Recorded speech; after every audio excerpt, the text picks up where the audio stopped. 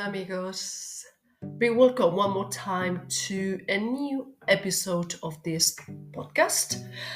In this case, we are working on the intensive Spanish course. Yeah, it's true that the name changed a little bit, but the purpose is that through all these modules and units, it's really intensive, and we see together what could be, leaving you in an intermediate level in terms of knowledge grammar. Don't forget, please, the spoken parts. It is involved as well. Yeah. So this is Carmen, and here we are together, moving forward in terms of related to Spanish. What are we?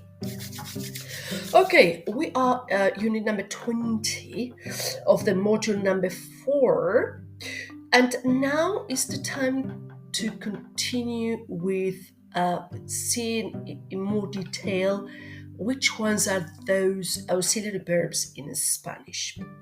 So we said in the previous episode that an auxiliary verb accompanies a main verb, and it has a meaning as well, or it gives information, let's say it that way. The auxiliary verb, which is mainly time, present, past, future, etc. Is that all? Well, not really. So first of all, I need you, please, there is a website, I like it a lot, by the way, because you find there all the conjugations of all the Spanish verbs. Yeah, so even though you can have access in your mobile, so it's quite handy. Yeah, the name is conjugación.es. Conjugación, which is conjugation, dot es for Spain in Spanish, which is España. Yeah, so at the top section you can search for, or you can type the verb you're searching for. Like in my case now, I did for ser. This is the verb that we are going to start working now, and it's really amazing. So what you will find in this website as well is all the conjugations in the different forms, or modes: indicativo, subjuntivo, imperativo, infinitivo, gerundio, participio. Yeah? Participle, gerund, infinitive, imperative, indicative, and subjunctive. This is what you find. So once we're talking about, yes, I was saying to you, now stop and search for verb ser, because at one side you will have all the conjugation of this verb. So once you have done it, then continue listening to this podcast. So, apart from that, when do we use verbo ser? I hope that up to now you know what is verbo ser. It's the verb to be in English. So we use the verb ser when we are using the passive sentence, the passive voice. Yeah, because there, like in English, the attention goes to the action, not the doer, but the action. Yeah. For example, if I say, este libro fue escrito por Cervantes, I repeat again. Este libro fue escrito por Cervantes.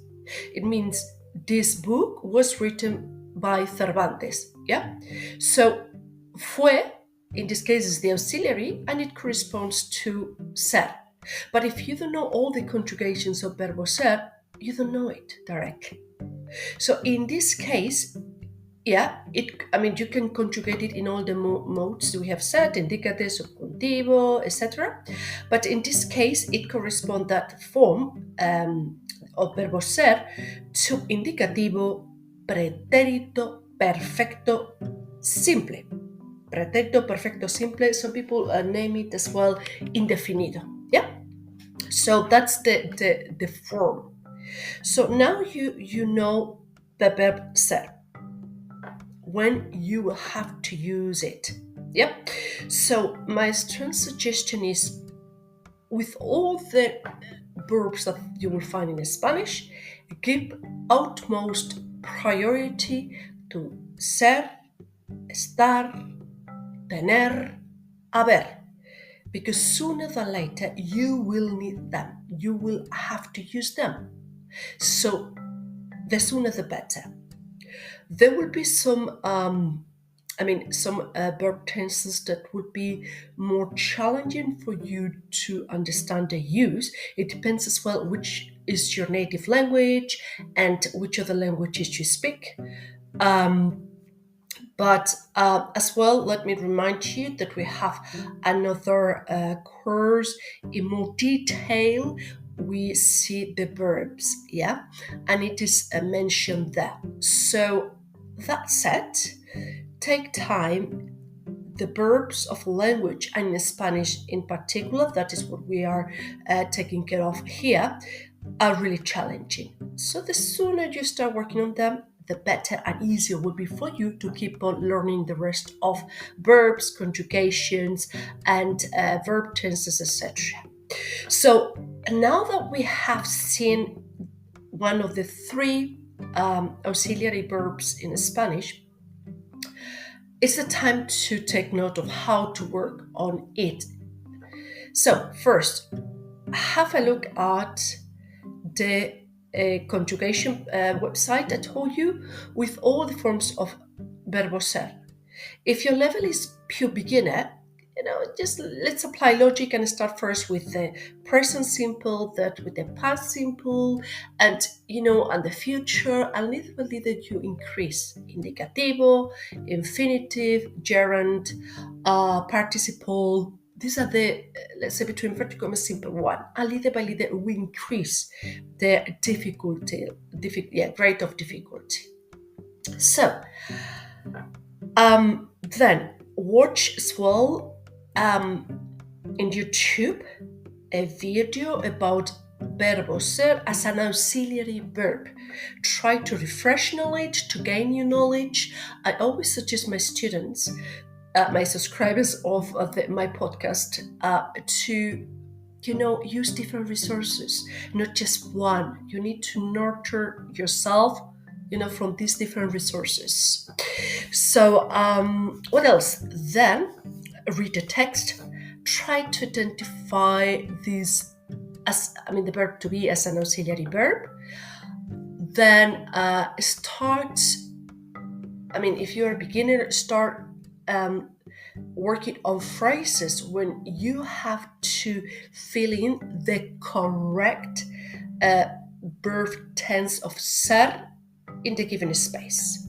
If you're intermediate, then jump into text, yeah?